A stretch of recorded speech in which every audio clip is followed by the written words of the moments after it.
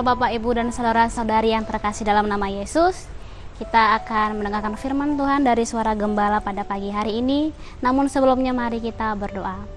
Segala puji syukur kami panjatkan kehadirat-Mu ya Tuhan, untuk segala kebaikan penyertaan-Mu dalam kehidupan kami. Kami akan mendengarkan sebagian dari isi firman-Mu. Berbicaralah Tuhan dalam setiap hati pemikiran kami. Inilah doa kami, dalam nama Yesus kami sudah berdoa. Amin. Kita buka Alkitab kita di dalam Perjanjian Baru, Kolose pasal 2 ayat 7b. Dan hendaklah hatimu melimpah dengan syukur. Amin. Ada satu ilustrasi akan saya berikan kepada Bapak Ibu dan saudara-saudara sekalian, di mana mungkin Bapak Ibu pernah mendengar di suatu daerah, jika mereka mengalami suatu suka ataupun duka, mereka selalu mengatakan kata untung. Jadi saya pernah temui ini dari ilustrasi dari daerah saya di mana saya tinggal, di mana ketika ada seorang anak namanya Roy, dia jatuh dari atas pohon rambutan. Nah, jatuhnya itu bukan ke arah bebatuan ataupun ke pasir ataupun ke tanah. Dia jatuhnya itu ke pohon kelapa sawit. Nah, pada waktu dia jatuh, Bapak Ibu, semua badannya terkena duri. Nah, dia terselamatkan, dan ketika dia terselamatkan oleh bidan, itu durinya harus dicopot-copot terlebih dahulu. Dan akhirnya ibunya mengatakan seperti ini, untung kamu jatuhnya ke kelapa sawit, kalau ke bebatuan gimana? Pasti kepalamu akan bocor seperti itu. Jadi inilah yang sering sekali terjadi di daerah saya. Ketika mengalami jatuh, mengalami sakit, pasti masih ada kata untung. Nah, yang mau saya tekankan di sini adalah bahwa untung ini adalah mengartikan kata syukur.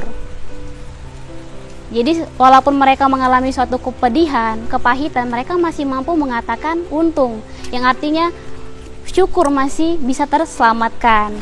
Jadi Bapak Ibu yang terkasih dalam nama Yesus, banyak sekali orang Kristen pada zaman ini tidak mampu lagi mengucap syukur, sangat sulit mengucap syukur.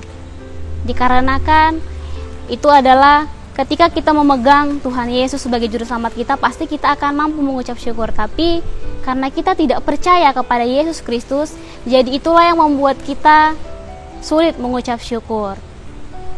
Walau banyak keadaan yang sulit seperti pandemi pada saat ini yang sangat berdampak negatif bagi kehidupan kita, banyak orang yang mati bunuh diri karena pandemi ini. Ada banyak juga orang ketika mereka bekerja, mereka mendapatkan perekonomian yang sangat turun. Ada banyak juga orang, saya pernah temui dalam satu keluarga, di mana ketika mereka baru bangun pagi, ada baiknya ketika orang Kristen bangun pagi mengucap syukur kepada Tuhan. Tetapi keluarga ini malah mereka marah-marah karena tidak ada yang mereka mau makan, tidak ada mereka yang mau mereka masak. Jadi mereka kebingungan apa yang mereka akan makan. Nah, mereka berantem. Jadi terjadinya percekcokan antara anak dengan seorang bapak dan seorang ibu. Nah, ini bukan adalah hal-hal yang patut dicontoh. Karena pandemi ini berdampak negatif, inilah yang terjadi di keluarga ini. Mungkin juga Bapak Ibu mengalami pada saat ini dengan situasi seperti ini. Anak-anak yang sekolah online membutuhkan banyak sekali uang untuk mengisi kuota dan bahkan banyak lagi. Nah, tapi karena keadaan kita, inilah yang mungkin membuat kita mengeluh, bukan mengucap syukur. Karena kita lebih banyak mengeluh dibanding mengucap syukur, karena sangat sulit. Bagaimana mungkin dapat mengucap syukur ketika masa sulit seperti ini? Nah, Bapak Ibu yang terkasih dalam nama Yesus, lebih baik kita mengucap syukur dibanding kita harus mengeluh. Karena mengeluh itu sangat berdampak negatif bagi kesehatan kita, baik kesehatan jasmani maupun rohani. Untuk itu Bapak Ibu yang terkasih, saya mengajak Bapak Ibu sekalian untuk kita sama-sama mampu bersyukur, mampu mengucap syukur kepada Tuhan atas segala kebaikannya, atas segala pertolongannya di dalam kehidupan kita, karena Dia banyak sekali menolong kita. Kalau Bapak Ibu bisa sadari bahwa Bapak Ibu belum mengalami yang namanya hidup di jalanan. Bapak Ibu masih mempunyai tempat tinggal, masih bisa makan, masih bisa berada di tempat yang dingin, tidur dengan nyaman, tanpa kena hujan, tanpa kena panas, dan bahkan mungkin Bapak Ibu bekerja di dalam ruangan. Dan mungkin ada yang di luar ruangan, tapi itu pun harus disyukuri semuanya. Karena kita masih diberikan nafas kehidupan, kesehatan, itu adalah hal yang perlu kita syukuri.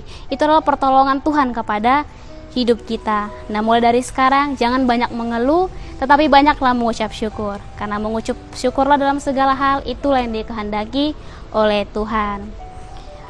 Jadi inilah firman Tuhan yang sampai kepada kita. Mari kita lakukan, mari kita terapkan di dalam kehidupan kita sehari-hari. Biarlah ini menjadi pedoman kita untuk menjalankan aktivitas kita pada hari ini. Terpuji nama Tuhan, mari kita berdoa. Tuhan Yesus, kami sudah mendengarkan sebagian dari isi firman-Mu yang mengajarkan kepada kami untuk kami mampu bersyukur kepada Tuhan. Karena kebaikan Tuhan, pertolongan Tuhan dalam kehidupan kami.